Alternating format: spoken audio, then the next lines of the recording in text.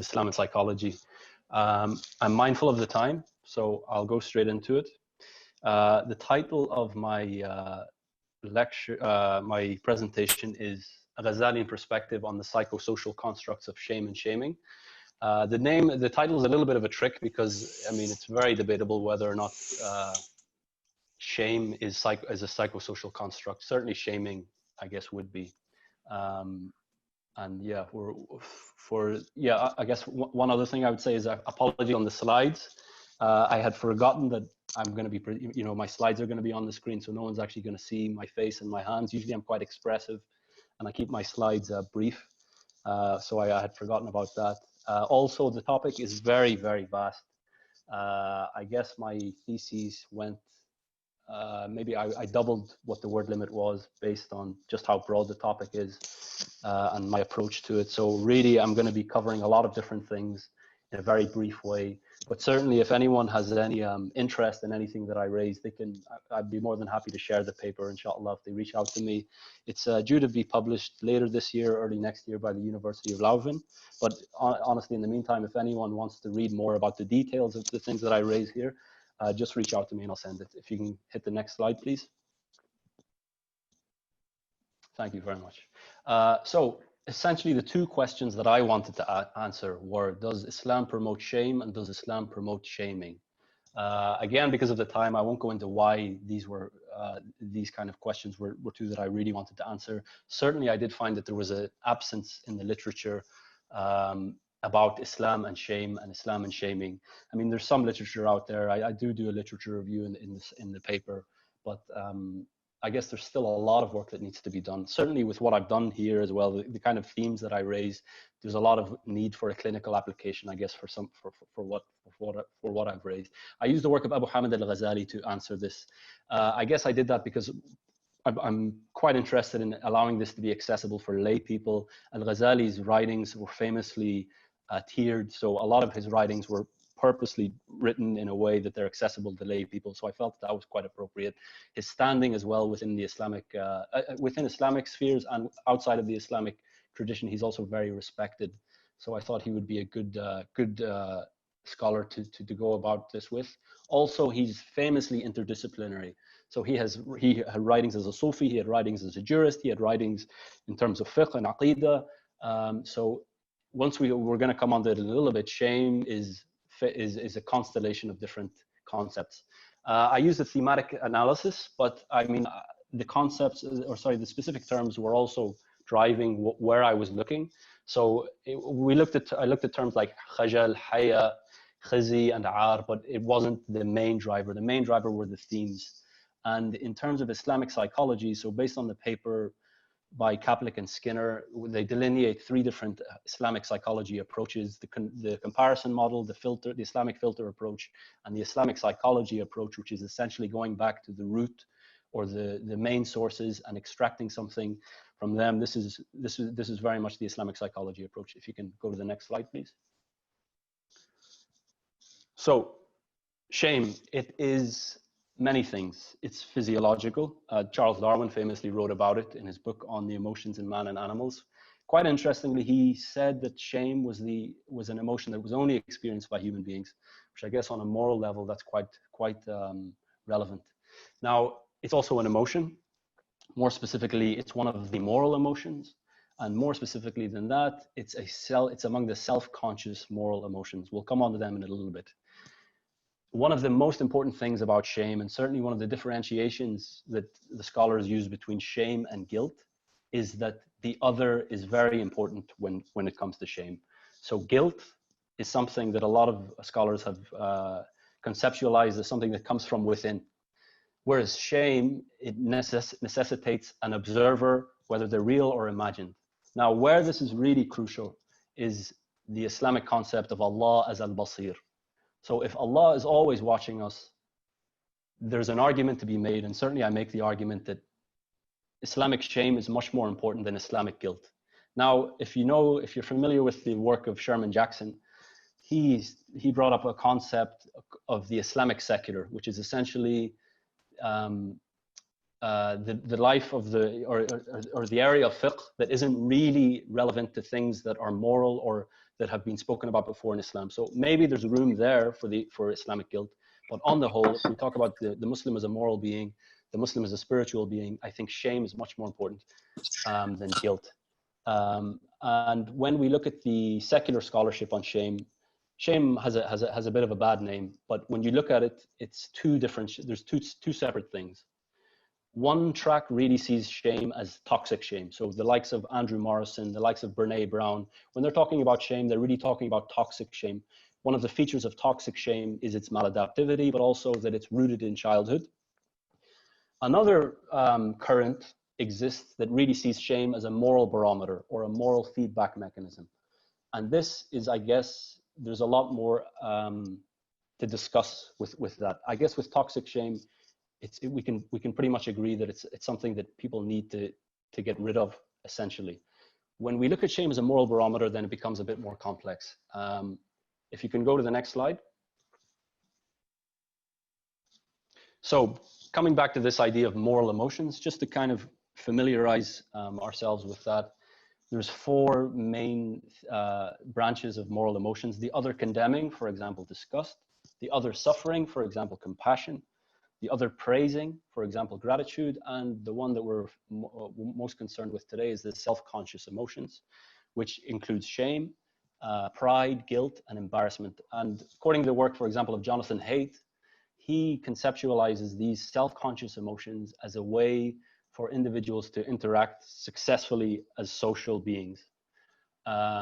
He specifically says that basically the self-conscious emotions are focused on preventing us receiving the other condemning, i.e., we are aware of what is shameful so that we don't evoke the disgust of other people. Now, again, this is where I think we need to differentiate with the secular scholarship, is that there's a room for our relationships with the self-conscious emotions not being about social facilitation, but about facilitating our relationship with Allah. And this is where I differentiate between vertical shame, which is shame among human beings, and horizontal shame. Horizontal shame, which is shame among human beings, vertical shame, which is our shame before Allah. Next slide, please. So if we come to shaming, shaming is a bit more concrete. It's largely an act. The anthropologist Daniel Fessler talks about it as a evolutionary social force. You could imagine why groups of people who experienced shame and who had shaming were more likely to be cohesive than those who didn't. There's one of the critical elements of shaming, as well as being corrective, it's performative, and there's an issue of spectacality there. I don't know if I have time to go into it, but Foucault challenges the idea. So a lot of the literature spoke about the diminishment of shaming as being a result of post-Enlightenment human dignity, ideas of human dignity, ideas of respecting the individual. Foucault flips that on his head a little bit, and he suggests that no, actually shamings used to be a means of controlling the powerless by the powerful, by making an example to others. And what actually began happening was that this became inverted, and public shamings were actually then means for the powerless to rebel against the powerful and actually start empathizing with the people being shamed. But that's I guess there's a lot more discussion there. Most importantly, I think for my discussion now on shaming is the work of John Braithwaite. So he was a legal scholar, and he resuscitated shaming in the 80s and the 90s. His provocative thesis was essentially that societies that have shaming are much more functional than societies that don't, and on a number of measures. But crucially, he differentiated between reintegrative shaming and stigmatizing shaming. So stigmatizing shaming is a shame which creates outcasts, where criminal becomes a master status trait that drives out all other identities, et cetera, et cetera. Now, I worked in Belfast for some time with young sex offenders who had been in prison, and certainly that was one of the issues that was facing them on release, was the stigma and the inability to shake this master status. That became their core identity, and one that they weren't able to leave behind. We can see where that might be problematic. Now, reintegrative shaming is different in qualitatively different. So it's shaming in which disapproval is dispersed within an ongoing relationship with the offender based on respect. It doesn't see the individual as a whole as evil, rather it sees the deed as evil. If we can go to the next slide.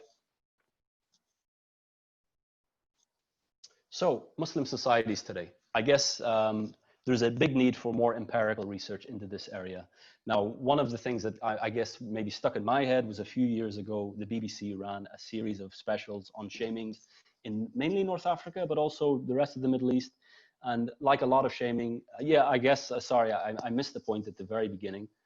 Abu Hamid al-Ghazali was chosen, but one of the weaknesses of my study was that I don't really address shaming, shame, and misogyny. And there is a special relationship between those two.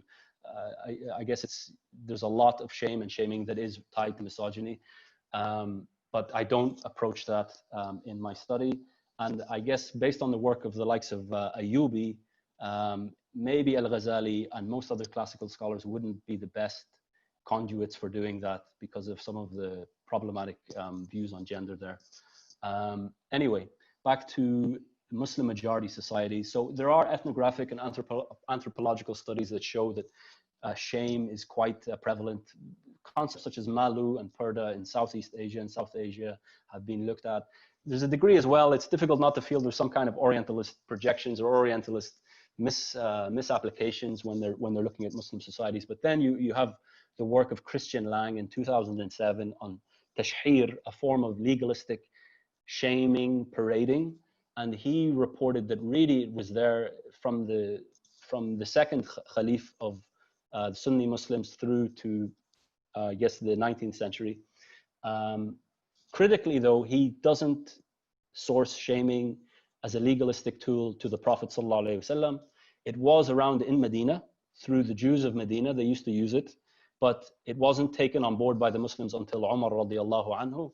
And from then on, it was kind of used as a tool. Now, in terms of Muslim minority societies, I guess this was probably a bit more of interest for me as someone who grew up in a Muslim minority society.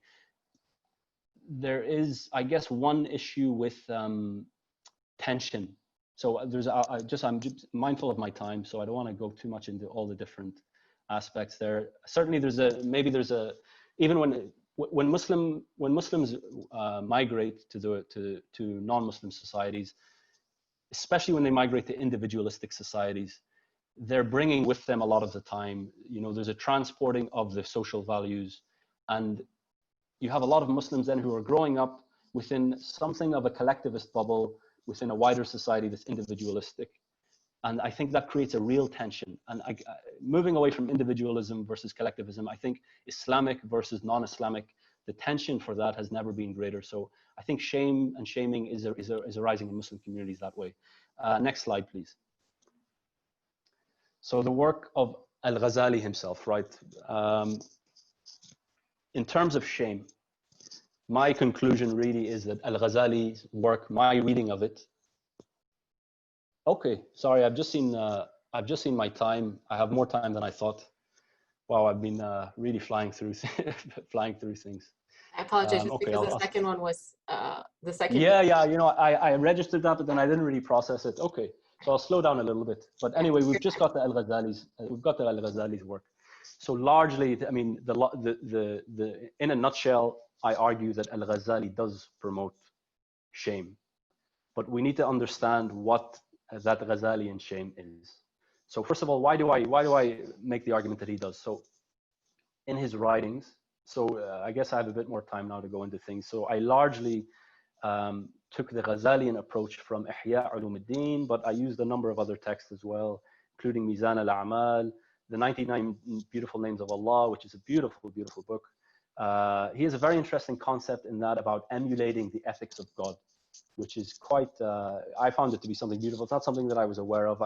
Because of, I guess, the Islamic approaches to shirk, I would have thought anything like that would be quite dubious, but he makes the argument that one of the best things a human being can do is actually emulate the ethics of Allah, and among that is veiling. I'll come to that in shaming.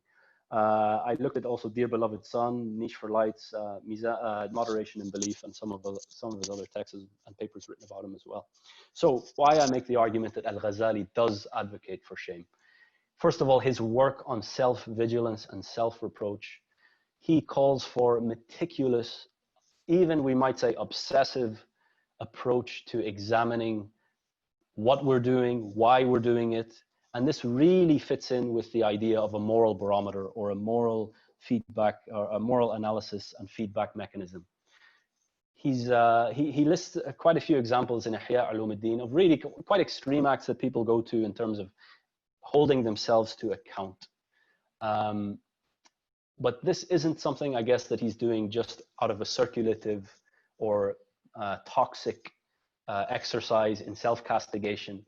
So I guess self-castigation is one of the terms that's used to describe toxic shame.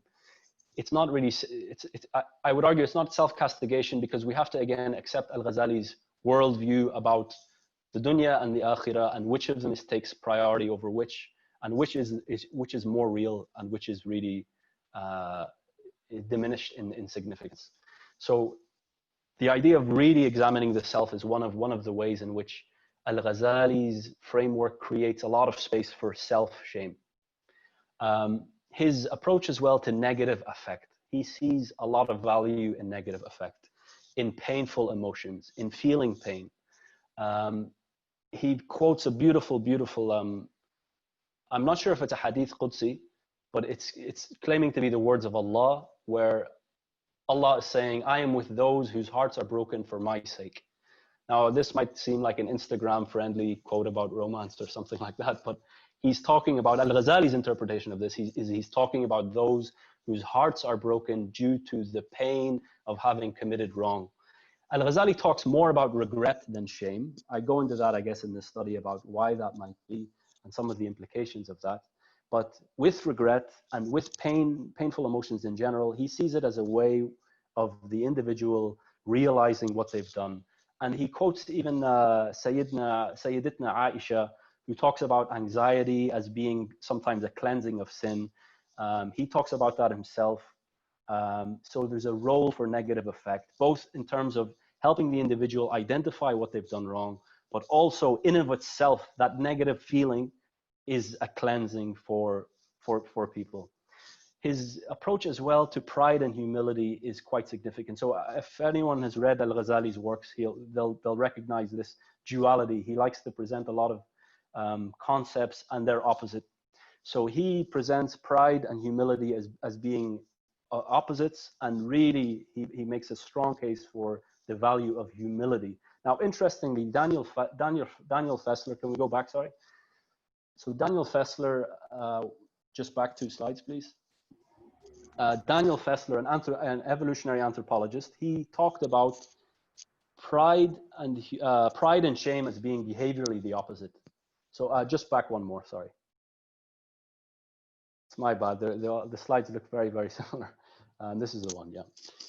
So Daniel Fessler talked about pride and shame being behaviorally the opposite, wherein when you're feeling shame, and this was something Darwin had identified, you do something called gaze aversion, where you look away. Whereas when you're feeling pride, you actually seek out eye contact with people. And interestingly then, humility, which Al-Ghazali's duality was pride and humility, not pride and shame. But interesting, when you're feeling humility, also there's a lessening of eye contact as well. So in that conceptualization, I guess, the championing of, if we think about shame and its relationship to humility, and you can see there's a possibility of a lot of connections there. When we think about shame and pride, they're almost the opposites. Al-Ghazali is really calling for the Muslim to be to engage in humility. Now, this again, this whole exercise or this whole approach is not self-castigation. It's not cyclical. Well, it's cyclical in a way. I present it as a healthy cycle. It's essentially bringing us back to repentance and forgiveness and divine mercy, which is incredibly dominant in Al-Ghazali's writings as well. He talks about Adam and the Adamic narrative and Eve and the necessity. It's not a unfortunate reality or an unfortunate happening. It's a necessity for Adam and Eve to have committed the sin. Al-Ghazali goes even further. We hear often about Adam being someone who has committed wrong. Al-Ghazali goes further and he talks about the Prophet ﷺ's mistakes. So this seeing shame before Allah in this sense where you're examining, it's a means of examining the self and arriving at a conclusion about what has been done wrong, and then seeking forgiveness for that. It's not a maladaptive emotion, from my understanding of it. Next slide, please. So this is greatly contrasted then. So my thesis is that Al-Ghazali promotes shame. Now, does Al-Ghazali promote shaming others? And I guess the core idea is no, he does not. So there's not a lot of writing within, there's not a lot of, he doesn't term it in this way. He doesn't say that shaming is not something that we do.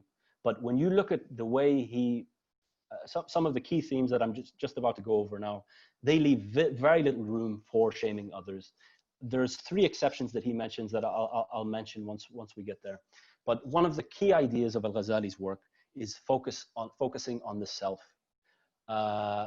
This is partly inspired by his Sufi, his adoption of Sufism. But I guess there's also one of the key autobiographical or biographical themes that emerge from Al-Ghazali's work from Al-Ghazali's life is his second crisis. Now, if anyone's not familiar with Al-Ghazali's life journey, essentially he was the young hotshot who was a practicing scholar from a very young age, who was given a very big role within the academic world. He was like an academic, quite showy, verbose, etc.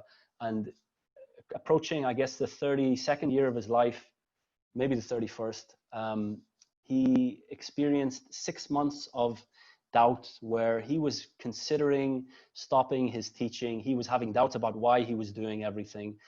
And then all of a sudden the decision, so he was going back and forwards with this decision, and all of a sudden the decision was made for him. One day he went to class and he found that he couldn't speak.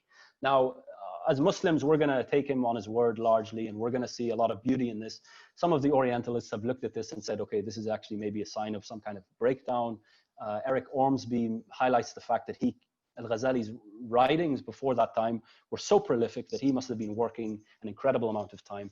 Anyway, he has the crisis. He leaves his family for 11 years. He goes on a path of self-purification, and he comes back a changed man. Now, some of his fiqh didn't change, but his approach to scholarship and the self and the way the self relates to others changed fundamentally in that time. And I guess that is also very instructive for trying to extract an Islamic position on shame and shaming. Al-Ghazali came back with a renewed or a reorientated self, wherein he realized he can't be doing things, we can't be living our life in a way as to try to impress others.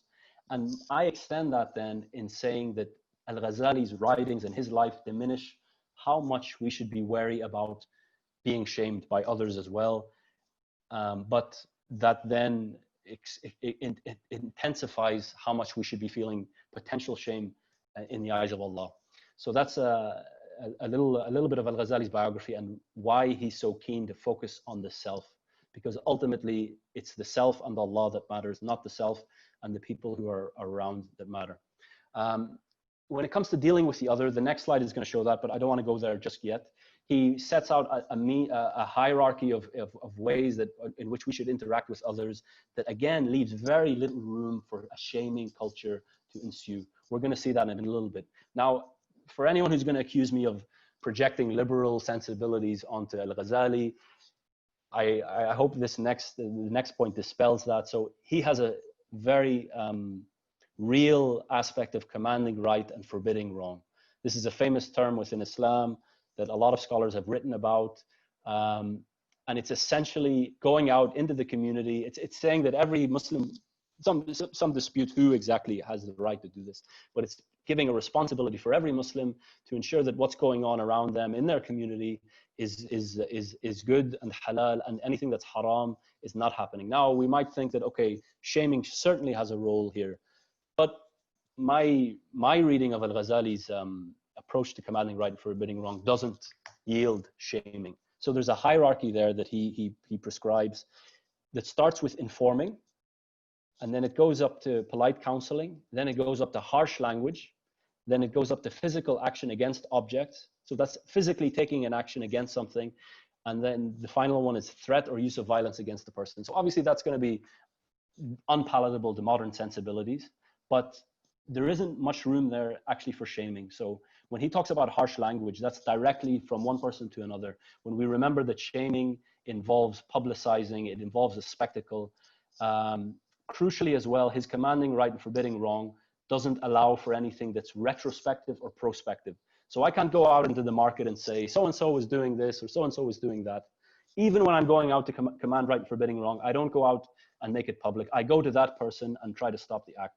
So that kind of, from my reading of Al-Ghazali, highlights where shaming doesn't fit in for that concept, where we might have expected it to.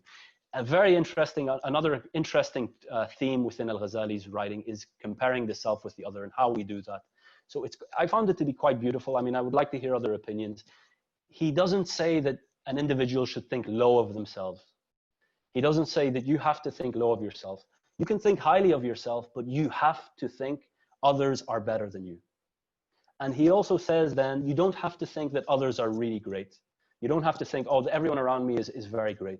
But you can't think of them lower than you. So if you think of others as low, you have to be putting yourself as lower than that. Again, it's quite a crucial theme to consider when we're trying to examine whether Al-Ghazali is championing something like shaming. When an individual is always putting others as being better than them, it doesn't really leave a lot of room for shaming. Lastly, I guess it's just a psychological point. Another beautiful thing that I found in his writing was that he wasn't just content with stopping Muslims from, for example, from talking about each other, which we'll see a little bit in the next slide. He wanted them to change the way they were thinking about each other and the feelings that they had in their hearts about each other as well, which is quite beautiful. Next slide, please. So this is just a little bit more about the Ghazalian social conduct that I mentioned. And this is where I drew this largely from Ihya Ulumuddin, but from other texts as well, where I think this leaves very little room for shaming. And please forgive the rudimentary slides. I've seen some of the slides today, mashallah. They're very, very developed. I guess that's one thing that I need to work on. So in terms of, he begins with, first of all, you don't concern yourself with the affairs of others. And contrast that with his approach to the self, where he is saying, you don't just ask what you are doing, you ask why and for whom. And it all has to come back to Allah. When it comes to the other, he's saying, you don't concern yourself with the affairs of others. When you do, you anticipate goodness, husn al-dhan. If you see something that's, dubious, you offer alternate explanations. There's also an element of turning a blind eye, and also if you encounter, so when you encounter an unambiguous flaw, there's two currents, I guess. One of them is personal, if it's something that's in private, but you happen to know about it. And the other is social, if it's something that's happening in public. So when it happens in public, then we go and we look at whether the conditions are there for commanding right and forbidding wrong. So he describes some of these conditions. It has to be beyond doubt. Interestingly as well, from a psychological perspective, there has to be a likelihood of change. You need to be able to change that thing, or you need to know that your advice is going to resonate with the person. So that leaves the door open then for something like an addictive behavior. Maybe Al-Ghazali's approach isn't that you need to go and tell the person every time that they're doing something wrong. He's also very stringent on why you're doing these things. It needs to be based on love. So he talks about love for the other. You need to be doing this out of love. It can't be out of ego. And he goes into the different reasons why somebody might advise somebody else on something and they're doing it for themselves. And it's psychologically astute. He talks about elevating their own position, making themselves feel better about themselves, different facets such as that. So he's talking, the conditions are stringent, and it begins, I guess one of the key conditions is that you're doing it for the right reason. So if the conditions are met, then as we mentioned, there's a hierarchy, there's a gradual escalation of action. It's direct, so it's not psychological in a sense of being, as I mentioned, publicizing or insinuating or spreading a message about something. No, he's talking about you go and make direct action, you stop the person from doing something. There's no spectacle created, and there's no room for publicizing. Now, the three exceptions that he gives for that, and this needs further study, he mentions misdemeanors of a sexual nature, misdemeanors in terms of blood being spilt, and the misuse of property. They're the three exceptions that he gives for this. So also his cunning right forbidding wrong is a relationship sensitive. For example, he talks of the son and the father. The son actually can't do 3, 4, and 5 of his hierarchy. The son can only do polite counseling or escalating that a little bit, but he doesn't go into like physical actions against the father. Now, if something is being done that's personal, he advises counseling. And again, there's conditions here where there has to be a likelihood of change. It has to be done privately. It has to be done gently and implicitly. So again, this is completely contradictory to a culture of shaming. On the note of implicity, it's interesting. The Prophet ﷺ sometimes he seemed to be implicit when he was advising someone on something. Other times, and this is both from the work of Al-Ghazali within Ihya on the mannerisms of the Prophet. He talks about being implicit sometimes, and then sometimes he actually is explicit. So I guess there's some discussion to be had there, and maybe that's a sign of the dynamism of the Prophet ﷺ, that there wasn't just a one size fits all, and that it was context dependent. So I guess we're ready for the last slide, inshallah. So some of the mental health considerations. So obviously there's a double-edgedness to this position. And again, I want to say it's an assumed Ghazalian position. I'm very open to having discussion or having someone challenge. So I just seen this question. So it's blood, sexual relations, or misuse of property. There's a double-edgedness to this. On one hand, there's a freeing of horizontal shame based on Al-Ghazali's work, based on my reading of it, where there is less emphasis on acting in a way that's concerned about what those around us are saying, what those around us are doing, etc., etc. But there's an intensification of vertical shaming under the eyes of Allah, Al-Basir. So this, I guess, when it comes to applying this in a therapeutic context, it's going to take, obviously, you need to be sensitive to the individual. I think some people, maybe I'll come to that a little bit later when I talk about the excesses of modernity and collectivism. So some people might need some kind of, moral, they need to be imbibed with a moral sense of responsibility about something they're doing. Whereas others, and specifically, maybe especially with either a cultural shame or a cultural shaming that's heavy and maladaptive, or a shame that ties back to childhood, which really, from my reading, fits in with the idea of toxic shame, then that's something, I guess there's two different approaches there, therapeutically. In terms of the Islamic shaming that the model that I'm presenting here, I see it as reintegrative and non-toxic.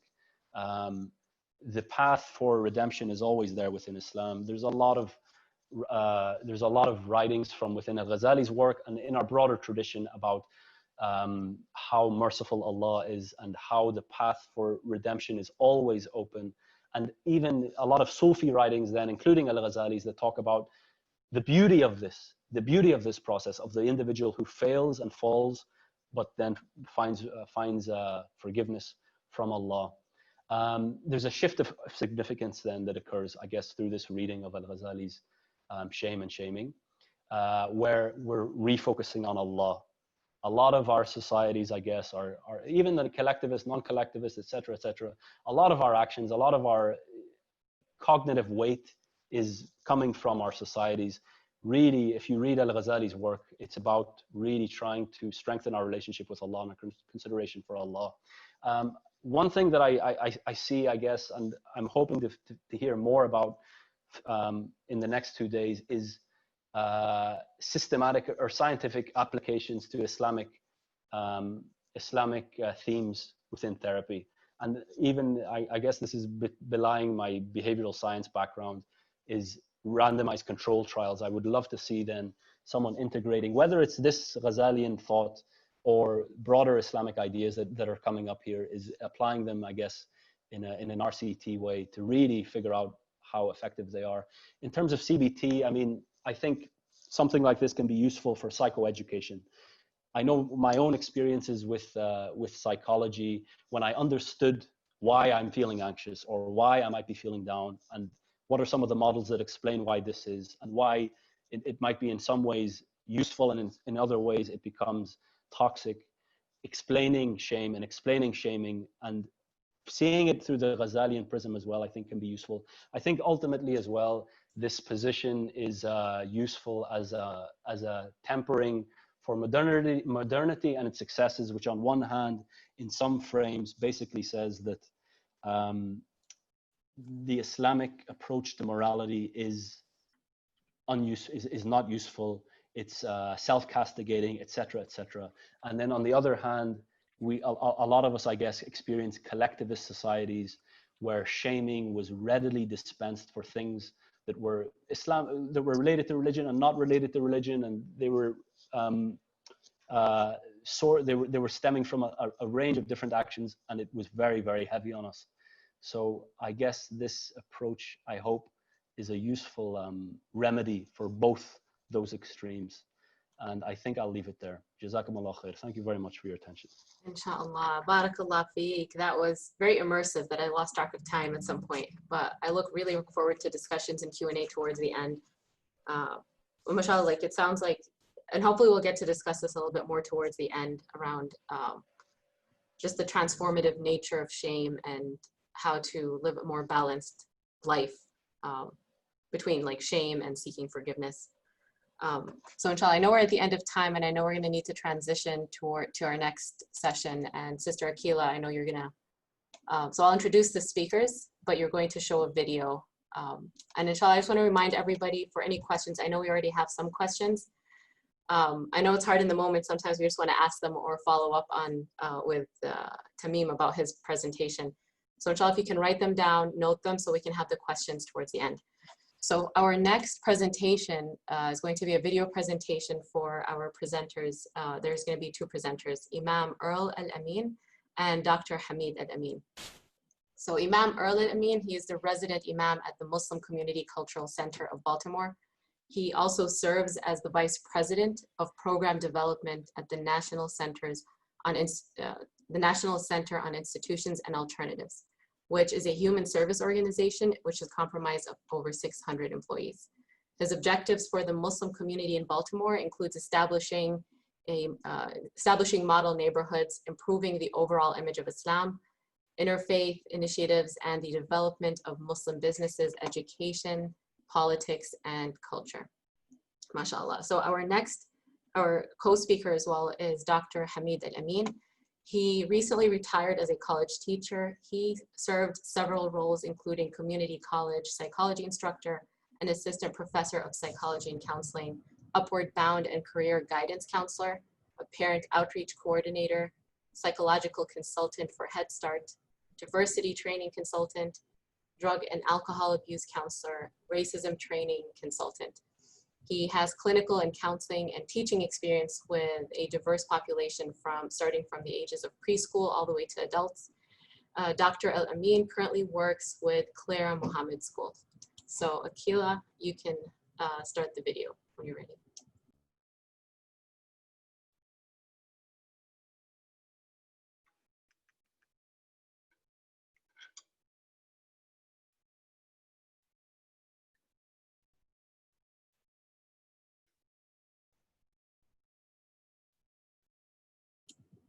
There's no sound.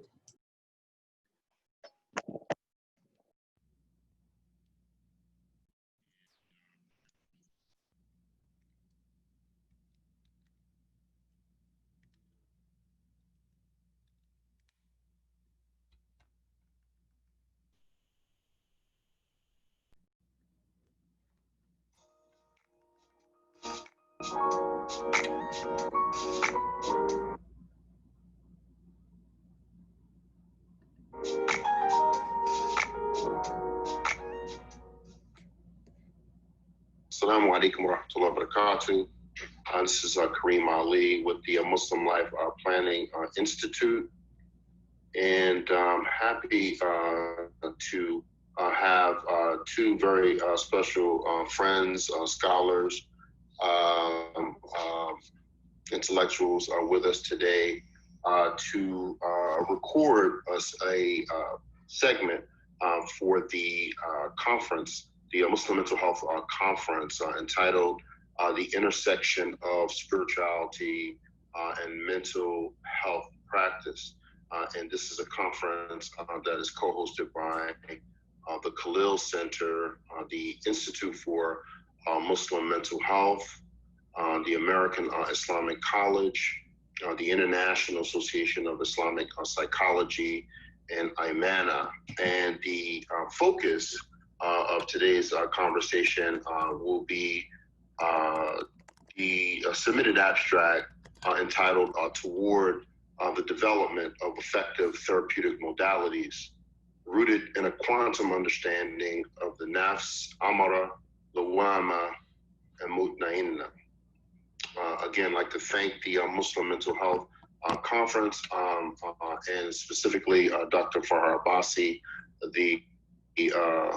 from the Department of Psychiatry at Michigan State University for today's introductions. And so without further ado, I'd like to introduce our discussants today. We have Imam Earl El-Amin, and we have Professor Hamid El-Amin on the line. Profound Conversations is a listening and discussion space which brings foremost thought leaders into a conversation to grapple with the vexing challenges, of today. Profound Conversations uses intercultural dialogue, extensive community and organizational engagement to initiate valuable cultural, educational, economic, and policy outcomes. And we have launched a series of weekly webinars which have brought together these leaders from the Islamic, the medical, scientific, academic, economic sectors to better understand the impact of where we're at in this current 21st century time frame. And given where we are in the middle of the 2020 pandemic, there's so much that's impacting individuals, families, and community. Well, assalamu alaikum to everyone. For those of you who are not Muslim, that means peace be upon you or peace be on you. I'd like first to thank you for allowing me to come before you. But also, over time, I've been involved in working in the community, in the neighborhoods,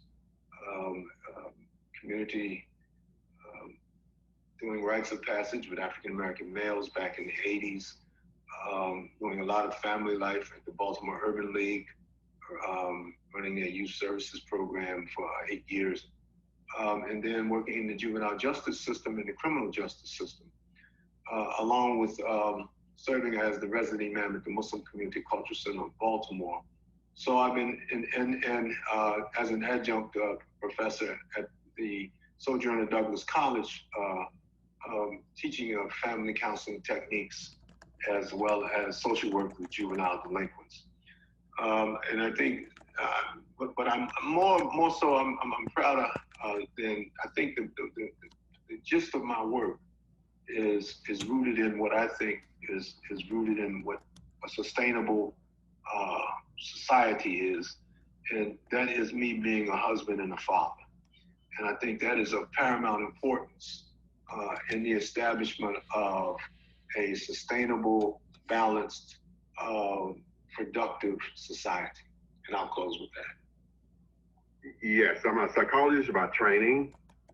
I've worked with in education primarily, from preschool through graduate level education. I've taught at several colleges and universities. I'm present and retired. My interest is generally focused on the self and its connection with the social and cultural reality. I've also served as resident imam here in my town of Huntsville, Alabama.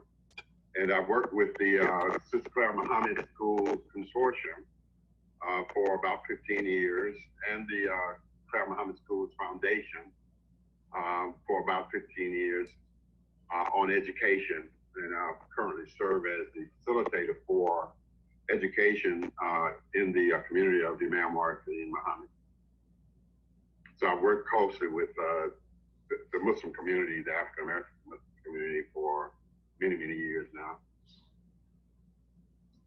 And talk to us a little bit about what that work means to you and just the impact that you've been able to have in the years that you've been involved in these communities.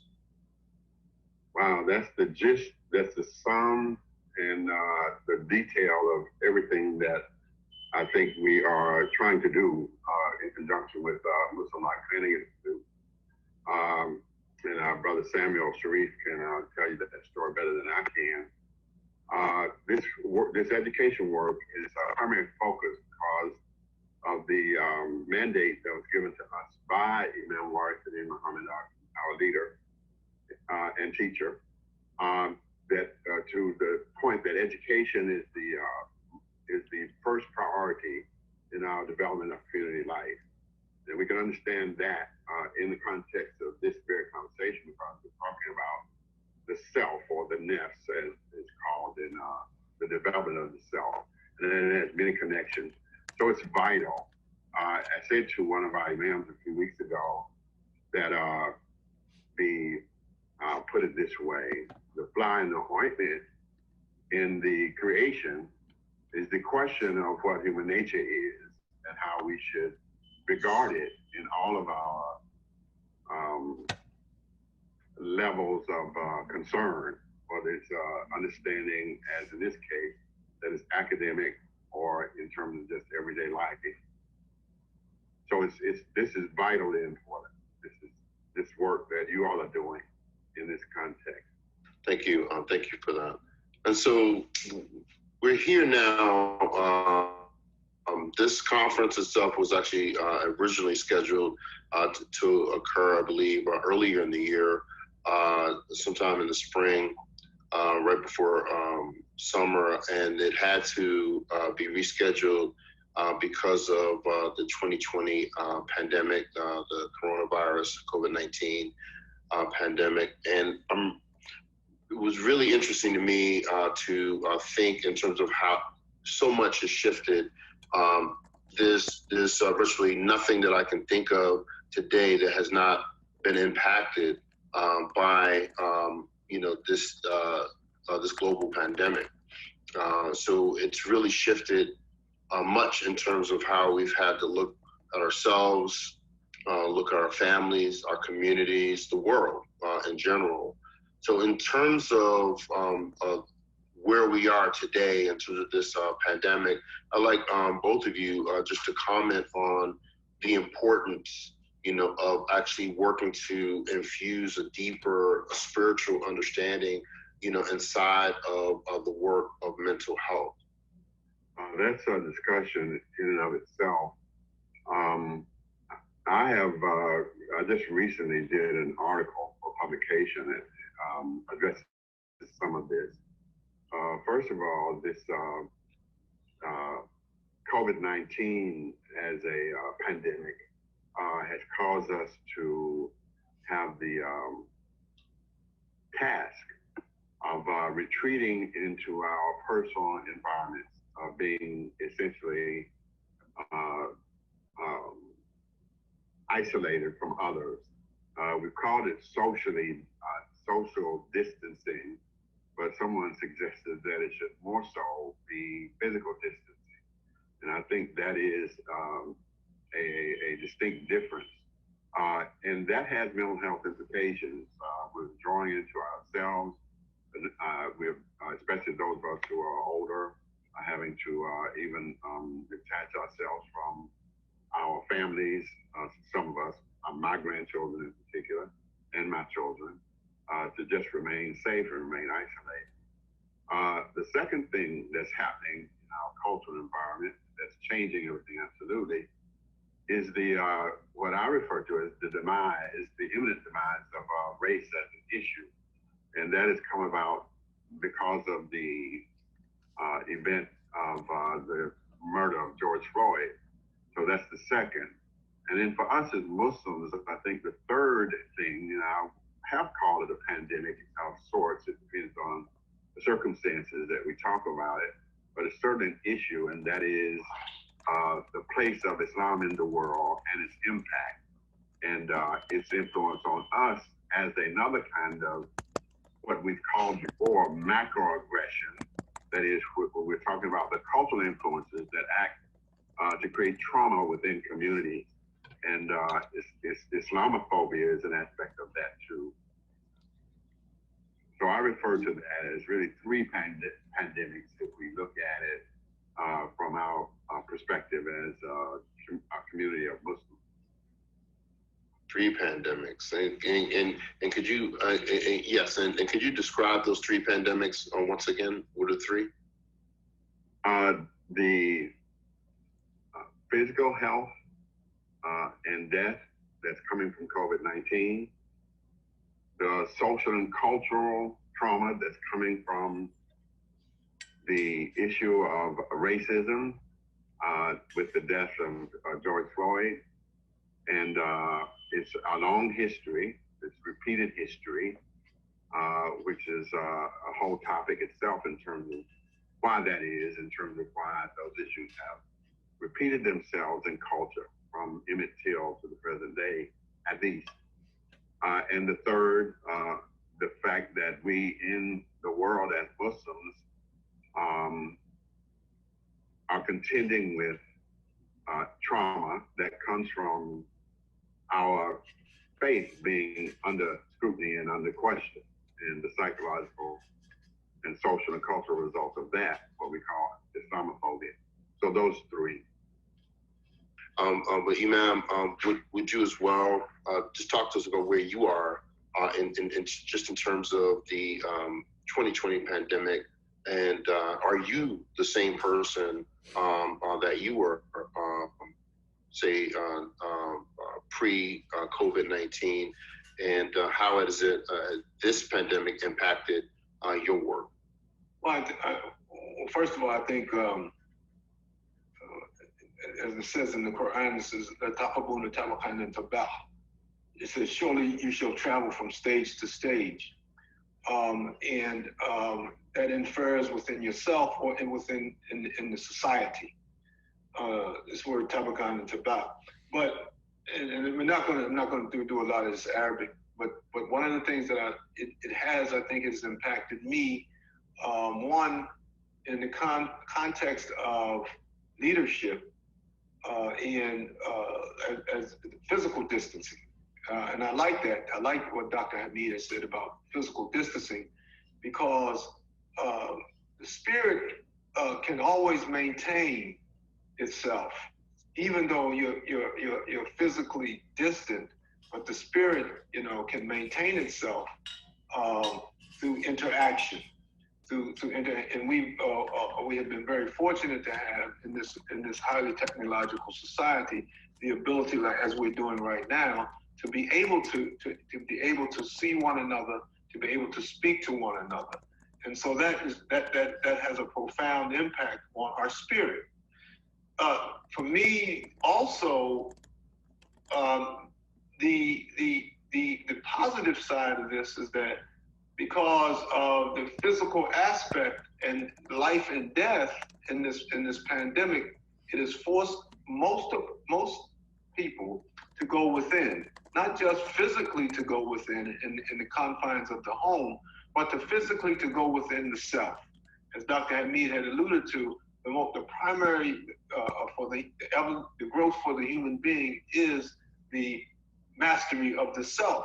And I think even though we were very fortunate as Muslims to go through this period of during the month of Ramadan, and it has been remarked to me by many of the members of the masjid and Muslims that I speak with, that this was one of the best Ramadans that they've ever had, simply because that they had to go within the self, and there was no real heavy external stimuli that they had to contend with.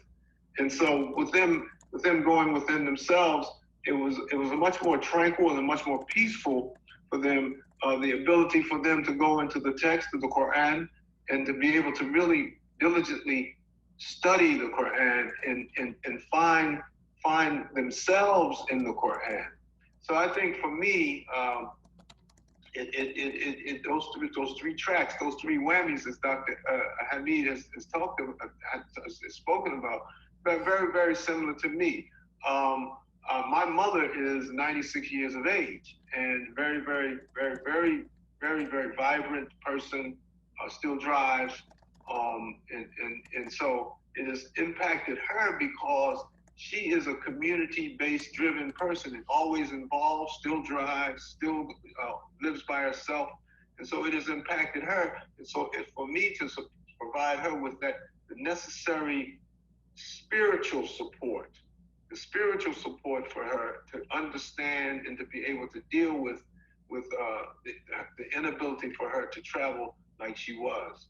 So I think, yeah, I've been impacted by this in many ways, but I think I would extract more positives than there are the negatives.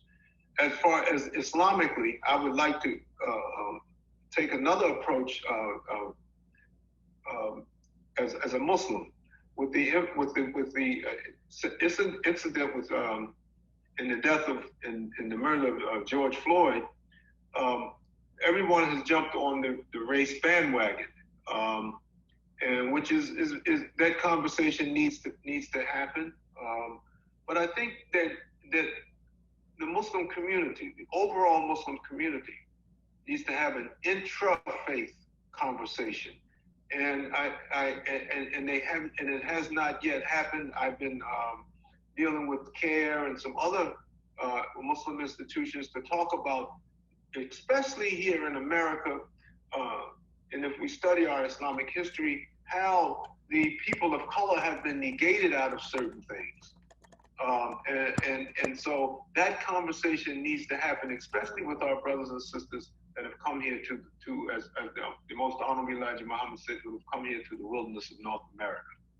And so I think that conversation has to take place. It has to be a serious conversation with the common persons, in the immigrant communities, as well as the leadership in the immigrant communities, that this conversation needs to take place. And we just can't say, well, some of them are Black Lives Matter. We understand that.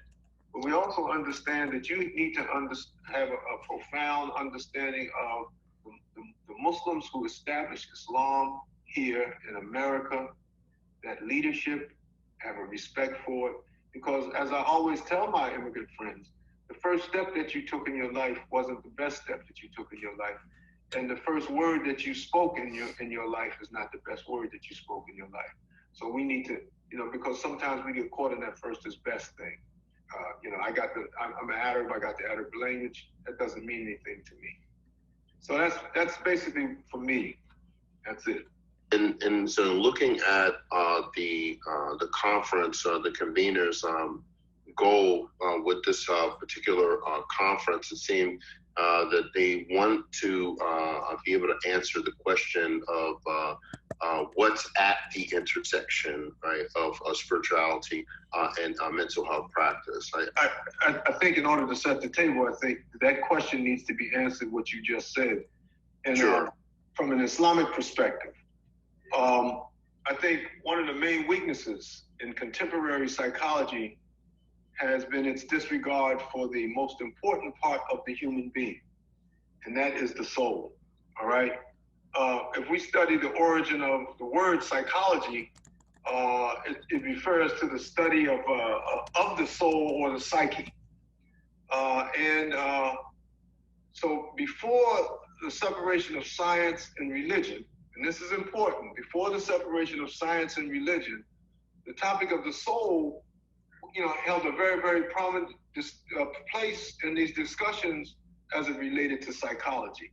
I think as Muslims and Muslim clinicians, we have, in a sense, gotten away from this discussion around the most important part of the human makeup, and that is the soul. And we gravitated more towards the Western general definition of psychology, which I think has not allowed us to be able to maximize our clinical therapeutic approaches.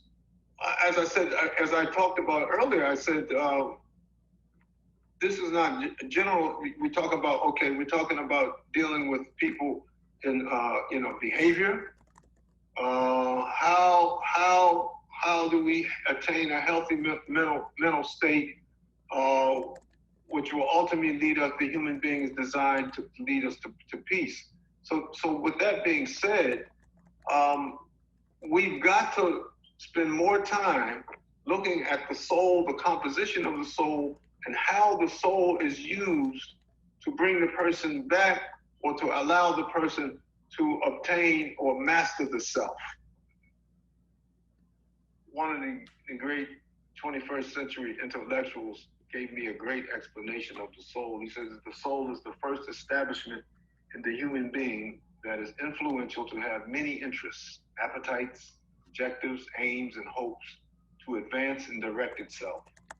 It is the essential part of the human being, morally and spiritually. So here we have, when we talk about working with individuals morally and spiritually. So for us as Muslims, in the Quran, it is the seed or the throne of both spirituality and the intellect. And it is the sacred vessel that Allah made and can only be taken away by Allah, and is only taken away by Allah at the point of death. Now you can, the irony with the soul is this, that you can, upon death, you can donate all of your organs to science, but the only thing that you cannot donate is the soul. So that is so important for us. That is where we should be focusing on these treatment modalities, the soul. So I hope that answered, you know, it is, you know, when we talk about the soul, it communicates with other parts of the body, you know, and it communicates with the brain, becomes, and so that the brain can, the intelligence can become the leader. It's the first to register. The soul is the first to register what you need. It's in an abstract inside of you, but it's knowledgeable about all of your experience. It serves as your memory. It never forgets, but the human mind does. It is your greatest energy source. And I'm going to stop there, and we can go, you know, we can go further and further. And I'd like for Dr. Hameed to jump in here also. There's a lot to say about all of this, and it is an ongoing question. Now, all of this has to be put in the context of the material constructions that have dominated the world of science. Yes, we have to put all of this in the bigger context. Everything that we understand logically has to be connected in terms of the big picture first, whatever the context is. So the material constructions that have come to us in science for the last 500 years since the European Renaissance has been conceptualized around material constructs. And we see that. So we've automatically almost moved away from the notion of the spiritual dimension, in particular the soul. When you look at, as Imam Earl said, the definition of psyche, which is the root of the word for psychology, it says mind and soul, but we don't hear it that way or see it that way in any of our textbooks or any of our scientific literature. So this conversation has to come from our perspective, from our religion, and of course that source is the Quran itself. Now there's an illusion that, and I've been thinking about this really critically for a long time, and having a discussion with my friend that I told you about, that we need to have a bigger discussion, as Imam Earl said. But I think we can unravel this mystery. He said the soul is, well, there's an illusion, S-O-L-E. It means one. So the sole proprietor, the sole purpose. It means a unity. And of course, the universe is a unity, and we know we came out of it. And we're beginning to believe that since our soul is, it out of it, as the Quran tells us, out of the universe itself. And in fact, we go back to it with the potential of ourselves to recreate ourselves and to create our world. So this is a whole different conception. If we're leaving out the soul, we're really leaving out the essence of what it means to be alive and to have a purpose in life. These are things that yes, we can unravel, and it's of course very vital to mental health issues because we are trying to survive psychologically and emotionally and socially and culturally in an environment that excludes these very basic and necessary concepts by which we structure our life and live our life.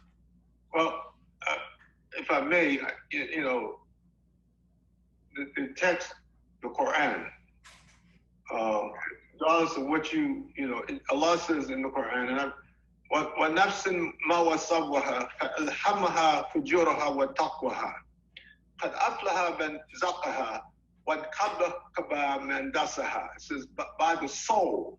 This is Surah 91, and it's ayat 7 through 10. This is very profound because if you're a Muslim clinician, this is applicable to treatment modalities. By the soul and the proportion and order given to it, all right? And its inspiration as to its wrong and its right, all right? Truly, he succeeds that purifies it, and he fails that corrupts it, all right? So I mean, we could go into the Arabic language and then start, but I don't want to, you know, proportion, fact, I don't want to go into that, but I think even with the English, it is very important for, as you said, for Muslim practitioners, that they have to understand that by the soul and the proportion and order given to it, that's profound. I mean, for me, that's profound. That this word, it really means proportion is not good. It means the soul is at a perfect level once it's evolved. All right, once the clinician can work with the individual, that it can reach a certain level. That's what we say Nafs and Mutnainah at the highest level of the soul's evolution. And then it says Al-Hammaha Fujuraha wa Taqwaha. Now, that's important because we see this word taqwa in there. So inspired with a conscience, all right? Inspired with a conscience. And in Fujuraha, inspiration, the dawning of it, the dawning of the soul. And then it says the man zakaha, which means to purify, really means from the word zakat, same thing, comes the verb zakaha, from that verb, to grow, to thrive, to prosper, to improve, to succeed. So I mean, it's all there for the clinician. It's all there for the clinician. I mean, it's understanding that. See, because understanding that the soul has two needs.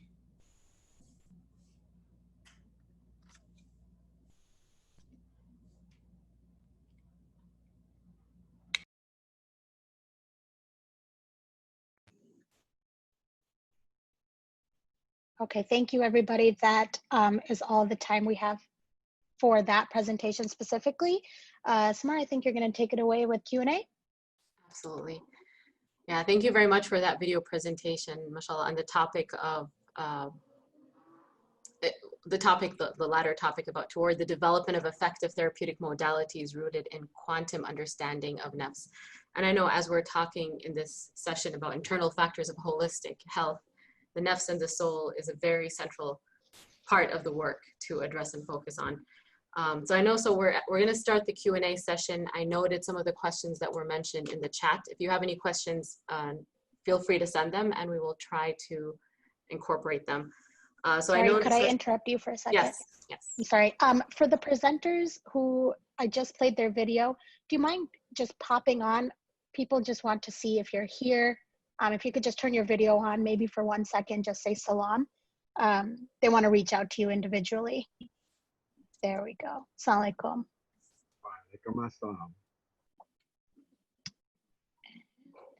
Okay, awesome. Go ahead, take it away with it. Sorry about that. All right, no problem.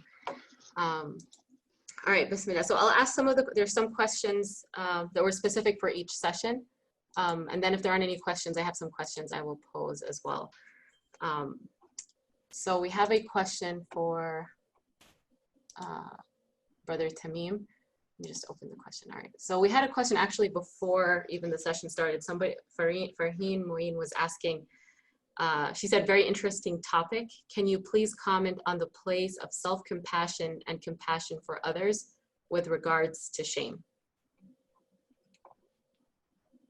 Assalamu alaikum. Yeah, I noticed that question, and it's very interesting and useful to think about. I guess I talked a lot about self-shame, but I need to clarify that I mean the self under Allah. So this is not a Ghazalian approach where he's, atomizing the self.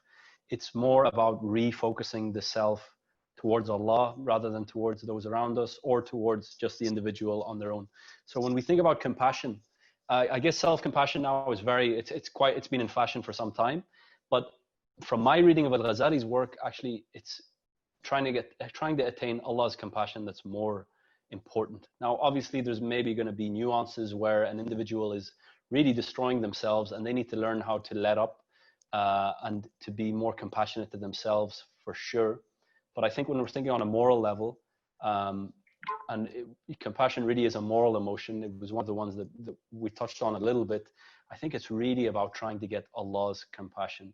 And if we think about an individual who's really torturing themselves, if they experience or they read into what the extent of Allah's mercy that's clearly put out within our faith in a number of different frames, to the extent that I guess scholars like Fazlur Rahman talked about it as being the most important attribute of Allah. Now that's disputable. What's not disputable is the idea that compassion and mercy and the necessity, I guess, to sin and to then have the door still open for Allah's mercy is central to our faith. And based on that, yeah, it's really more than about, when we think about shame, it's more about trying to absolve that by earning Allah's mercy rather than conjuring up our own. All right, thank you for that. I'm going to pose a question from the second session, and I'll try to go back and forth, and some could be addressed by both. So for Dr. El-Amin, I know you're present as well. So Yasmin Khan's asking, how do you explain proportion of soul in psychological concepts? Well, I think first of all, and I'm not, Imam Earl can probably give you a better idea in terms of this connection with the Quranic commentary and its meaning, but just off the top of my head, when we say proportion, we mean something that is a part of a whole. And we can look at the soul in the sense of what was stated in the discussion. That is, the self is our development that is based upon the soul, which is a much larger reality in our estimation. So when we talk about the nafs and the soul and the self, we're talking about two different things in the sense that our self is the part of our development that occurs in the context of the reality in which we live, and that has parts in and of itself. The brother used another great analogy when he talked about the virtual and the horizontal dimensions of reality, and those are real. One being the spiritual elevation, the vertical, and the other being the balance. So that's another aspect of proportionality. That is the idea of balance in our religion, and keeping to the middle course as a principle. So even in the context of what he talked about in terms of shame, when we go to certain extremes, that shame becomes internalized and becomes very injurious to our psychological and emotional functioning. And he gave the remedy. He said, Allah is all forgiving. And we have to think about that as well. So in that example, we can see how we have to manage our sensitivities in relationship actually to the nature that Allah has created in us. The other thing is we, in our science, have no model in Western science of what is normal. So we have a situation where we can't really decide what those extremes are because we don't know what normal is. Everything in our science, from a Western point of view, has been identified as in terms of its abnormal functioning. And there's a lot to say about that. Imam Earl, I'm sure, can add to that if he's on. Well, thank you for that. That's helpful. And I actually have a question. I think it might be intersecting a little bit with both presentations today. So I know there were discussions of Nafs and Mutnainah, or like the higher self or the tranquil self. And I was wondering, in terms of, you know, parts of the self or the different types of self in shame. With the shame that you're talking about, Brother Tamim, when we're talking about reintegrative shame or vertical shame, would that be part of a Nafs al-Lawama, the self-criticizing or self-blaming self, or is that part of the tranquil and Mutnainah self? I think it's going to be more about the Lawama, to be honest. And I think that's just the station that a lot of people are at. I guess once an individual is at a tranquil level, I doubt that there's as much of a need for that kind of painful shame. Is not, I hope I haven't belittled or diminished the power of, you know, the power of shame. It's not an easy or a light emotion to be feeling. So I think it's really only apt for somebody who's, you know, straying, which I guess is which is where most souls are.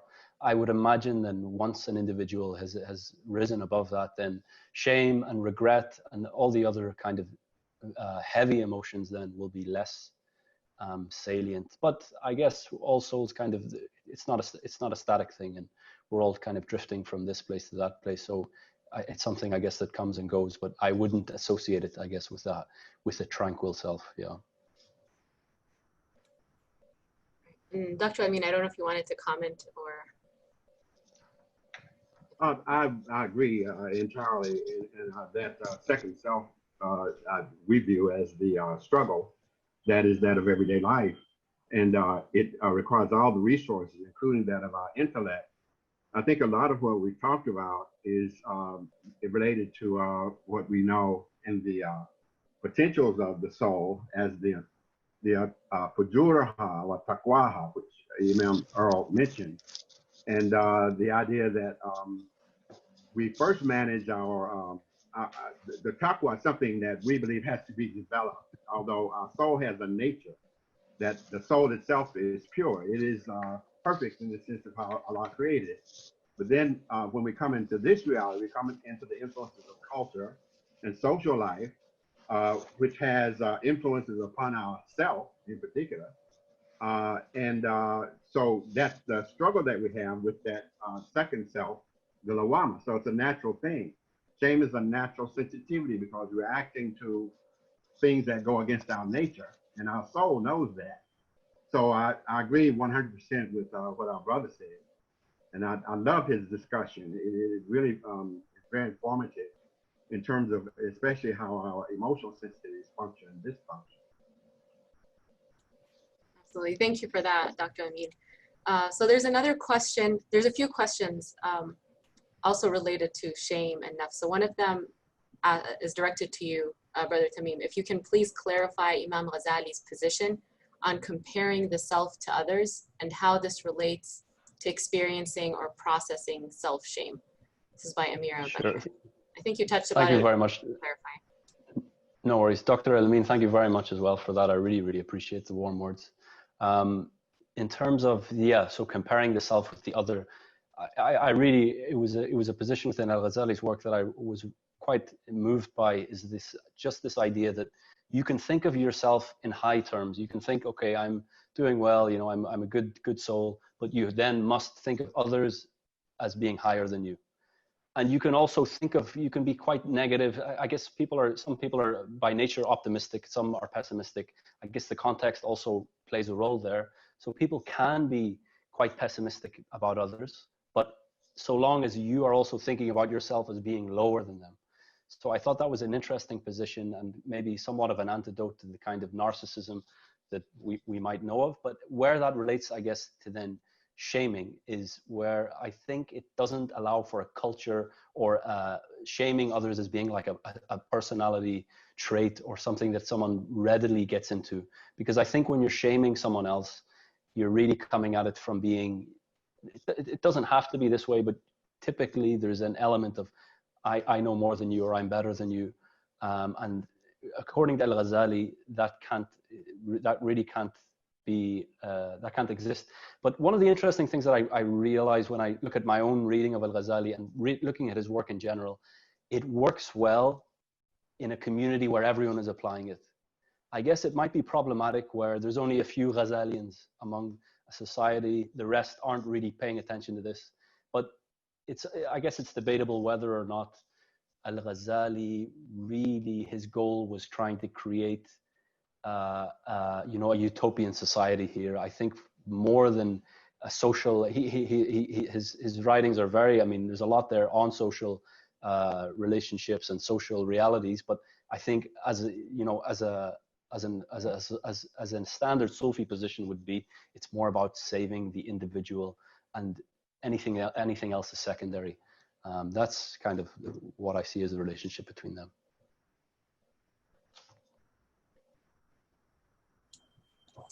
Thank you. So we have another question that's also related to shame, related to public shaming. So Fatima Ahmed is asking, I would really like to ask about the Islamic way of dealing with people in religious positions, and how to address the misdemeanors of sexual or finance. There's always pushback from people who don't want to believe it and use the concept of we are not allowed to publicly shame people. So she's asking that she wants to understand, without regulatory bodies that govern religious leaders, how are we supposed to do this for the victims, not wanting to shame people, but also to prevent and seek accountability. So this was one of the one of the, I guess, informative points for me when I was defending my thesis. One of the doctors there mentioned this, that this reading of Al-Ghazali could be something of a protection for powers that be that misuse their power. And I think maybe in terms of Al-Ghazali's writing, so he gives an allowance for talking publicly for these three issues, and I didn't find anything else from his writings that elaborate on how to do that. I'm sure there is something there. I guess I was probably focusing more on his psychological / spiritual work. I looked at his fiqh work a little bit, but there's a lot more there that that would need to be gotten into. I think that's from my reading of Al-Ghazali. I think as Al-Ghazali is an advocate of, justice, while I don't know what he would say specifically about this, but I think the Muslim community is going through something that's quite intense, and it needs a lot of careful attention. And I think when you compare the potential damage for misspeaking about someone versus the potential damage for speaking out against someone, I think it's weighted more towards being worse if we don't speak in this time. But I think there's also a need to try to be careful. And Ghazali's work, he stipulates a lot of measures where we need to confirm that something has happened, and we need to be sure beyond reasonable doubt that X, Y, or Z is happening. So I think we need to, it's quite a tricky situation where I think the context is weighing down on us, but also our internal repulsion at some of the things that we're hearing about happening as well. So there's something of a conflict there. I guess from my understanding of Al-Ghazali's work, it would see a careful and systematic approach to trying to determine what if a wrongdoing has happened, but then if it is established, then it's something that needs to be acted against.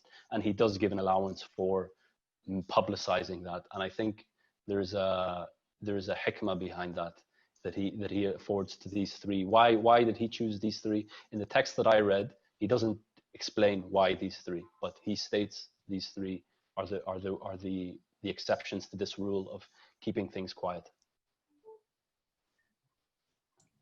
All right, thank you. And I know there might not be enough time to answer all the questions, and I want to encourage you guys to reach out to the speakers through WOVA as well. But I wanted to check in as well with Dr. Hamid Amin if you had any follow-up, or if not, I can ask the next question, inshallah. Yeah, just briefly, the question might consult our presentation from last year in Tucson on macroaggressions. We have to examine the cultural context in which these personal traumas occur. And that is the bigger issue for us in terms of our science.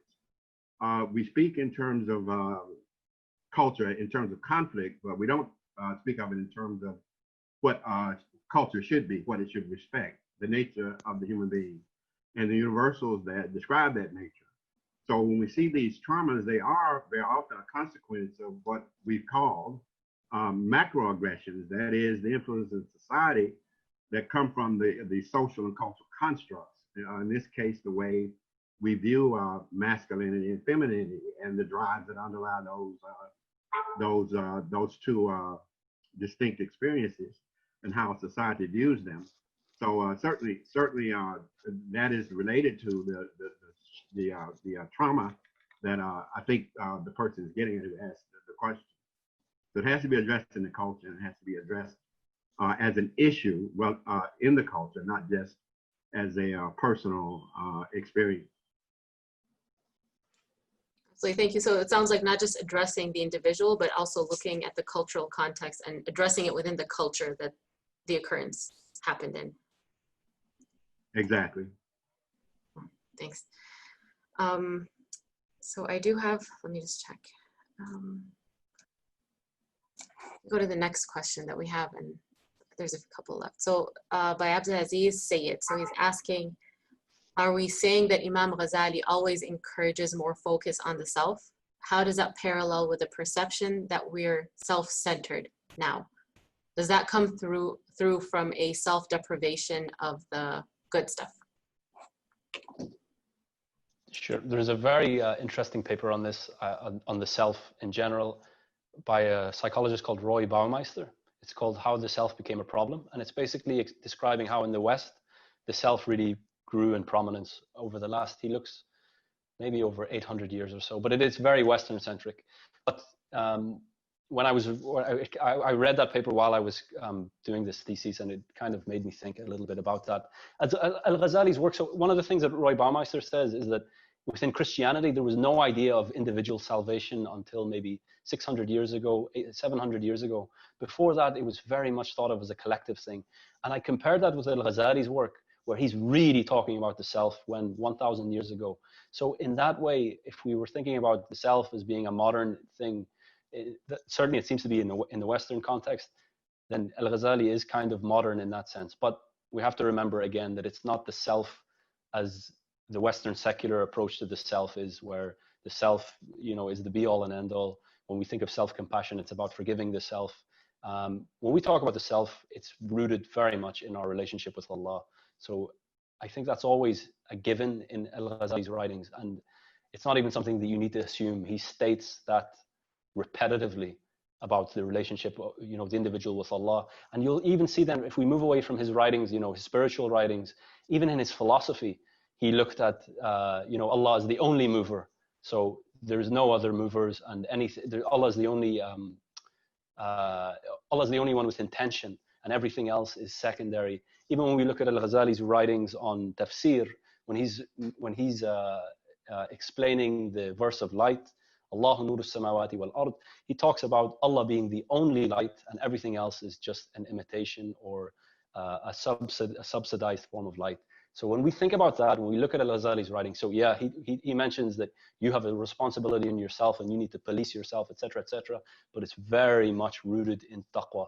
And I guess that again comes back to his second crisis and the journey that he made, and the changes that he made then based on that, where everything then became really about trying to reconnect to Allah. So when we talk about the self, it's very much self-connected to Allah. Yeah. Thank you very much. And I also want to apologize and acknowledge Imam El-Amin. I didn't realize you were online as well. I'm glad you're here because I do have a question too about what you shared. And as well, Kareem Ali, who was the discussant in the video that you all watched. So the question that I have, so I know you mentioned like that after we die, subhanAllah, that everything we can give away or donate except for the soul and the nafs, and it's very important to focus on the nafs. So one of the questions I had, so focusing on the nafs is important, but in terms of the challenge around some people maybe bypassing that or focusing solely on the spiritual aspect, and I guess sometimes neglecting the psychological focused interventions that are needed. How do you deal with this challenge in the community, or how do you integrate it in your work?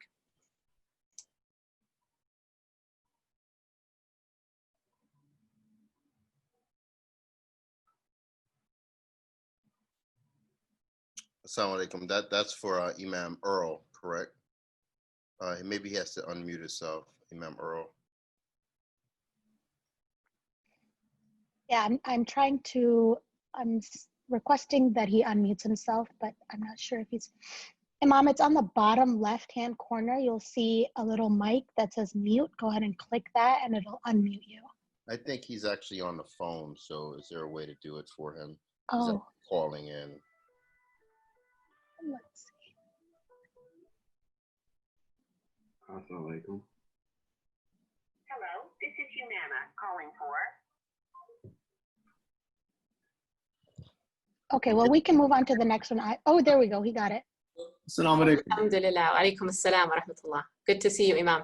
It's good to be seen. Alhamdulillah. So I will share the question because I didn't realize that you joined, but I'm glad that you're here.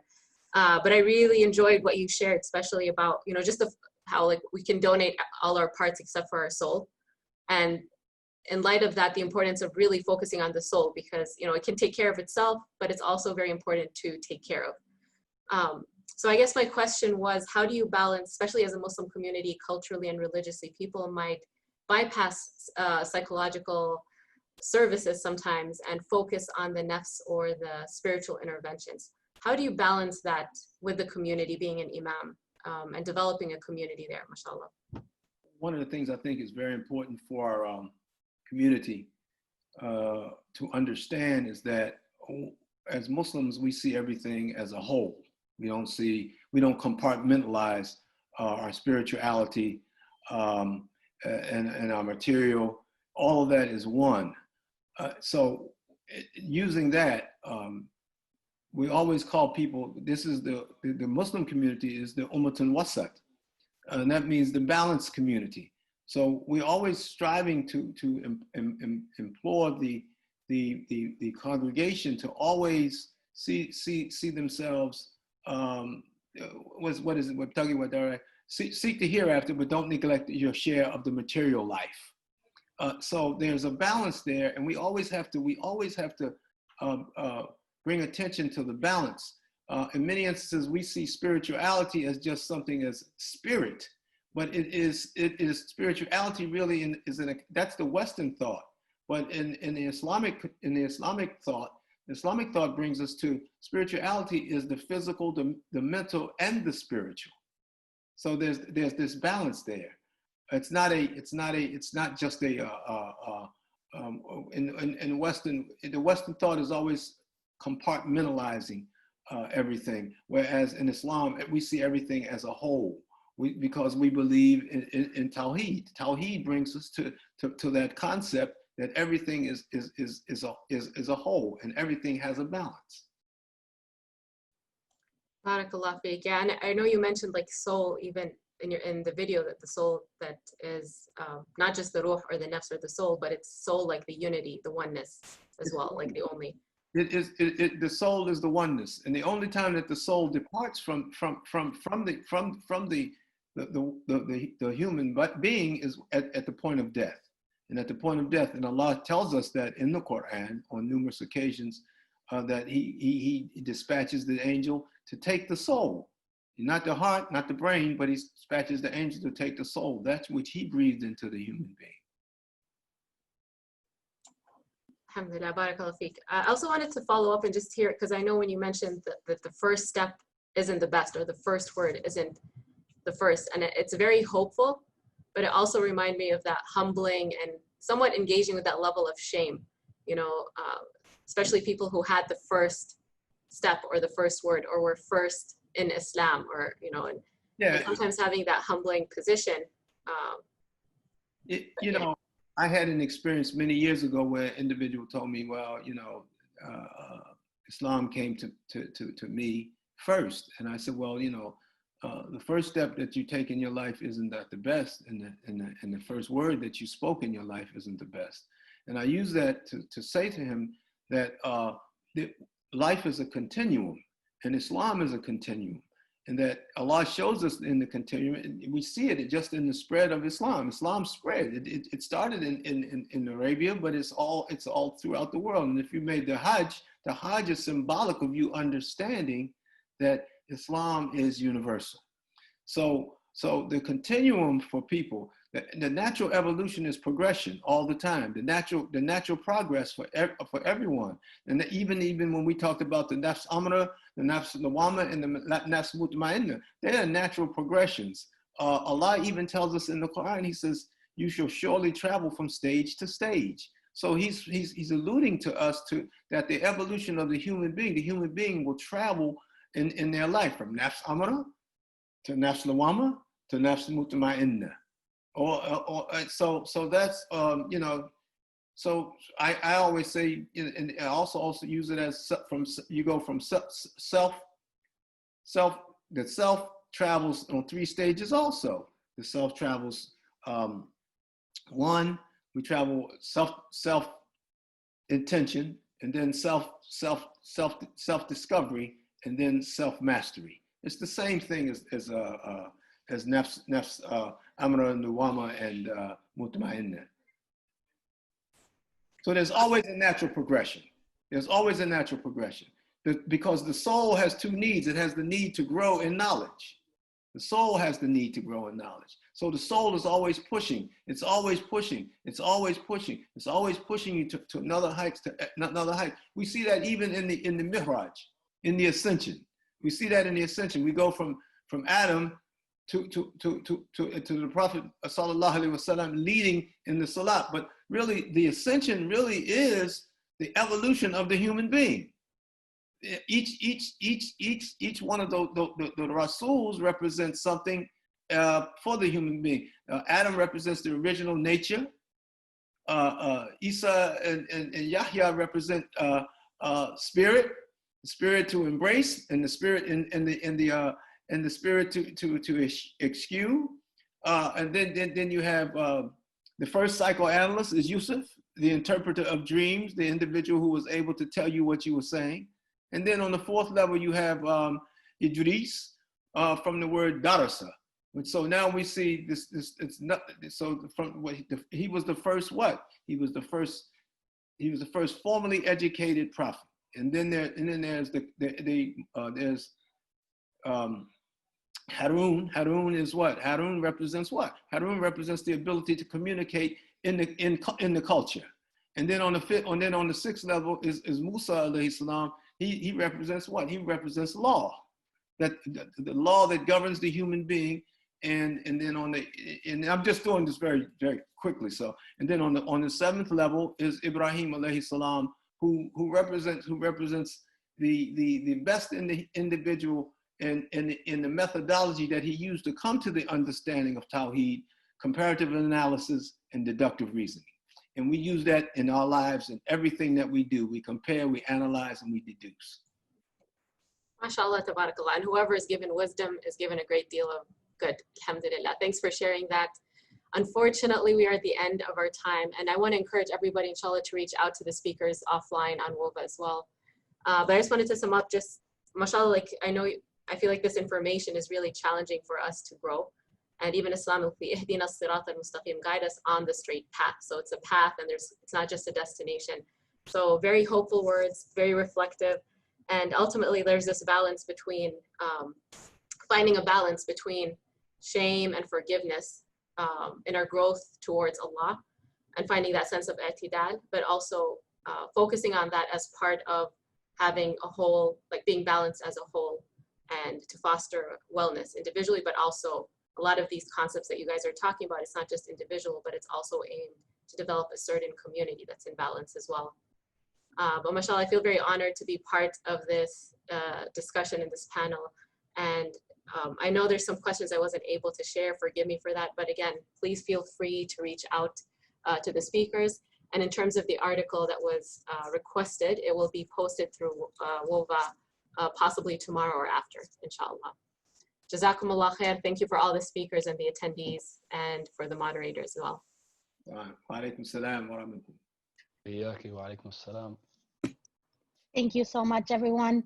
Have a wonderful evening. Inshallah, we will see you tomorrow. We have a wonderful event going on at 6 o'clock Central Time. It's going to be the Narratives of Pain event. I have sent the link in the chat box. If you go ahead and click that link, you can add yourself to the list and you will get the Zoom invite. It's a fantastic event. It's kind of like an open mic where people get to share their stories and their narrative, and we all get to heal as a Muslim community together, inshallah. Okay, wonderful. We'll see you tomorrow then. Assalamu alaikum.